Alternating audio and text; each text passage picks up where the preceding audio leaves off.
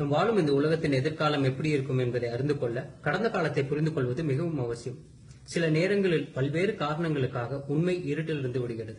அப்படிப்பட்ட உண்மைகளை வெளிச்சத்துக்கு கொண்டு வருவதே இந்த பதிவு. உண்மை பாதையில் உங்களை சிந்திக்க தூண்டுவதே இந்த பதிவின் நோக்கம். ஜல்லிக்கட்டு ஆதரவாளர்களை ரெண்டு வகையா பிரிக்கலாம். ஒன்னு, நம்ம கலாச்சாரத்தையும் பாரம்பரியத்தையும் பாதுகாக்கணும்னு ஆதரிக்கிறவங்க. ரெண்டு, நாட்டு மாடு அழிஞ்சிடக்கூடாது, ஏட்டுப்பால் நமக்கு கிடைக்கணும், வியாபாரம் வர்த்தகம்னு ஆதரிக்கிறவங்க. நம்ம கலாச்சாரம் பாரம்பரியம் அழிஞ்சிடக்கூடாதுன்னு ஆதரிக்கிறீங்களா? அப்படின்னா நான் உங்களை பாராட்டுறேன். நானும் உங்கள ஒருவன் தான். நம்ம கரகாட்டம், ஒயிலாட்டம், காவடி ஆட்டம், பொய்க்கால் குதிரை, கூத்து, பொம்மலாட்டம், புலியாட்டம், இந்த மாதிரி இன்னும் எவ்வளவோ சொல்லலாம். அது மாதிரி பல கலைகள் அழிஞ்சிட்டு வருது. அதே மாதிரி நம்ம வீர விளையாட்டான ஜல்லிக்கட்டும் அழிஞ்சிடக்கூடாதுன்னு நினைக்கிறேன். இப்ப நம்ம ஜல்லிக்கட்டு தடையா இருக்கிறது பீட்டாங்கிறது ஒரு சின்ன எதிரி தான். நான் திரும்பவும் சொல்றேன், ரொம்ப ரொம்ப சின்ன எதிரி தான். இதே போலதான் ஸ்பெயின்ல புல் ஃபைட்டிங்கிற ஒரு விளையாட்டை தடை செய்ய சொன்னாங்க. அந்த நாட்டோட நீதிமன்றம் என்ன சொல்லிச்சு தெரியுமா? ஸ்பெயினின் பாரம்பரியம் மற்றும் அரசியல் அமைப்புக்கு விரோதமானதுன்னு சொல்லி அதை தடை பண்ணல. அப்ப நம்ம கலாச்சாரத்தை ஒரு வெளிநாட்டு அமைப்பு, அதாவது அமெரிக்கால தலைமையகம் வச்சு செயல்படுற ஒரு அமைப்பு தடை செய்யறதா? அமெரிக்கா தான் உலகத்திலேயே அதிகமா மாட்டு இறைச்சி இறக்குமதி செய்யற நாடுங்கிறத நான் இப்ப சொல்லிக்க விரும்புறேன். அப்படிப்பட்ட பீட்டாவே சின்ன எதிரினா நம்ம பெரிய எதிரி யாரு? சொல்றேன் கேளுங்க. நாட்டு மாடு அழிஞ்சிடக்கூடாது, ஏட்டு பால், வியாபாரம், வர்த்தகம்னு சொல்லி ஜல்லிக்கட்டு ஆதரிக்கிறீங்கன்னா சில உண்மைகளை நீங்க தெரிஞ்சுக்கணும். உலகிலேயே அதிக பால் மற்றும் பால் பொருட்களை உற்பத்தி செய்யற நாடுகளை முதல் இடத்துல இருக்கிறது இந்தியா. 2015 146 மில்லியன் டன் செஞ்சிருக்கோம். 2016 160 மில்லியன் டன் செஞ்சிருக்கோம். மாட்டுப்பால் உற்பத்தியில நமக்கு 2வது இடம். இதுக்கு முக்கியமான பங்களிப்பு கொடுக்கிறது மாநிலங்கள் ராஜஸ்தான், உத்தரப்பிரதேஷ், ஆந்திர பிரதேஷ், மத்திய பிரதேஷ், குஜராத். 2001 உற்பத்திக்கும் 2015 உற்பத்திக்கும் பார்க்கும்போது ஆந்திரா 123% வளர்ச்சி அடைஞ்சிருக்கு, குஜராத் 100% வளர்ச்சி, மத்திய பிரதேஷ் 104% வளர்ச்சி, ராஜஸ்தான் 118% வளர்ச்சி, உத்தரப்பிரதேஷ் 90% வளர்ச்சி, தமிழ்நாடு வெறும் 39% தான் வளர்ச்சி அடைஞ்சிருக்கு. ஏன்? ஒருவேளை நாட்டு மாடுகளை காப்பாத்திருப்பாங்களோ? இல்லவே இல்ல.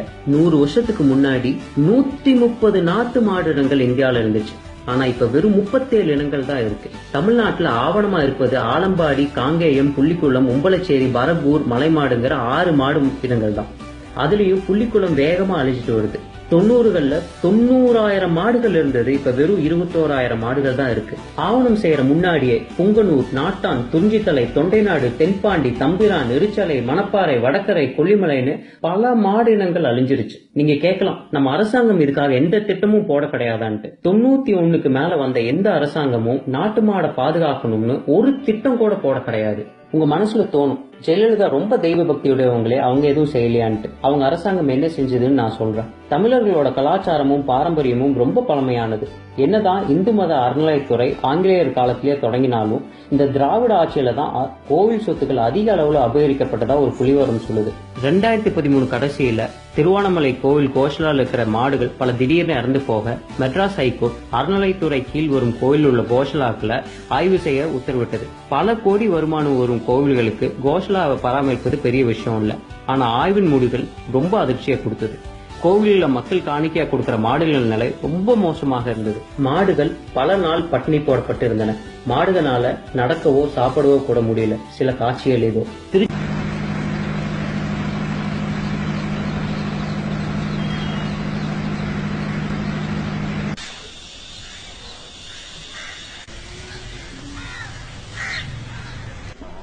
உடம்பு இல்லாம போச்சு. நீ தம்பி எடுக்க கோச்சிக்கிறாரு தம்பி, எடுக்காது தம்பி, எடுக்காது தம்பி, கோச்சிக்கிறாரு. எங்க செருப்பா வந்து அடிச்சுட்டு போகுது 2 அடிய. அதுதானே அடிங்க நீங்க. ஆமா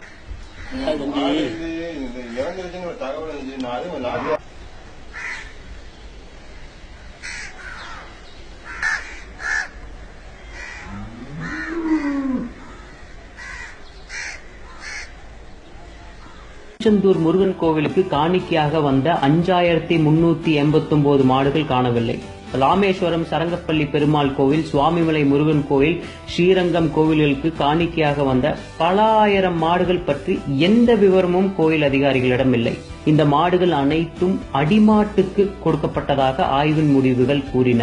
2008 1,39,27,176 ரூபாய் செலவில் 240 ஏக்கரில் பழனி கோவில் அருகே கட்டப்பட்ட கோஷலாவில் 2014 ஆய்வின் போது அங்கு வெறும் 6 மாடுகளே இருந்தன. மக்களால் நான், மக்களுக்காகவே நான் என்று கூறியவரும், நீங்கள் என்னை கடலில் தூக்கி எறிந்தாலும் கட்டுமரமாகவே தான் மிதப்பேன் என்று சொன்னவரும் நம் நாட்டு மாடுகளை பாதுகாக்க தவறிவிட்டனர். இப்ப நம்ம பெரிய எதிரி யாருன்னு உங்களுக்கு தெரிஞ்சிருக்கும். பீட்டா இந்தியாவுக்குள் வந்தது 2000 தான். ஜல்லிக்கட்டுக்கு தடை விதிச்சது 2011 தான். நம்ம அரசாங்கம் நினைத்திருந்தால் தண்ணீர் பிரச்சனையை முடித்திருக்கலாம், விவசாயிகளையும் விவசாயத்தையும் காப்பாற்றி இருக்கலாம், நாட்டு மாடு அழிவை தடுத்திருக்கலாம், வெளிநாட்டு அமைப்புகளை தடை செய்திருக்கலாம், ஜெர்சி மாடின் வரவை தடுத்திருக்கலாம், ஜல்லிக்கட்டை நடத்தி நம் கலாச்சாரத்தையும் பாரம்பரியத்தையும் பாதுகாத்திருக்கலாம். செய்ய தவறிவிட்டார்கள். நமக்கு தேவை நல்ல அரசாங்கமே. இனி நாம் என்ன செய்யலாம்? பால்துறை வளர்ச்சிக்கு 2 அமைச்சர்கள், நல்ல படித்த துடிப்பான இளைஞர் மற்றும் அனுபவமிக்க விவசாயி. நாட்டு மாட்டின் அழிவை தடுப்போருக்கு தமிழ்நாட்டின் மிக உயர்ந்த விருதை தந்து கௌரவப்படுத்த வேண்டும். நாட்டு மாடு அழிவை தடுக்கவும், பால் உற்பத்தியை அதிகப்படுத்தவும் சிறப்பு ஆராய்ச்சி மற்றும் வளர்ச்சித்துறை, அதாவது R&D உருவாக்க வேண்டும். காடுகளில் ஆரோக்கியமான மற்றும் தரமான புல் உற்பத்தி செய்து நாட்டு மாடு வைத்திருக்கும் விவசாயிகளுக்கு மாட்டு தீவனமாக இலவசமாக தர வேண்டும். கோவில்களில் காணிக்கையாக வரும் மாடுகளை சீமன்பட்டி கோஷலாவுக்கு கொண்டு வந்து HRNCE அறநிலையத்துறை பராமரிக்க வேண்டும். செய்ய தவறும் அதிகாரிகளை கடுமையான சட்டம் மூலம் தண்டிக்க வேண்டும். ஜல்லிக்கட்டை எதிர்க்கும் அமைப்புகளை பாரம்பரியம் மற்றும் அரசியல் அமைப்பிற்கு விரோதமான அமைப்புகள் என்ற சட்டத்தின் கீழ் தடை செய்ய வேண்டும். பள்ளிக்கூடங்களில் விவசாயத்தை கட்டாய கல்வியாக்க வேண்டும். ஜல்லிக்கட்டின் போது வெளிநாட்டு சுற்றுலா பயணிகளை ஈர்த்து வரும் வருவாயை நாட்டு மாட்டு வளர்ச்சிக்கே பயன்படுத்த வேண்டும். நாட்டு மாடு வளர்ப்புக்கு என்று சிறப்பு வங்கி கடன் வழங்கப்பட வேண்டும். இப்படிக்கு உங்கள் அசோக் ஸ்ரீநிதி மற்றும் சதீஷ். இனிய பொங்கல் நல்வாழ்த்துக்கள். வந்தே மாதரம். ஜெய் ஹிந்த்.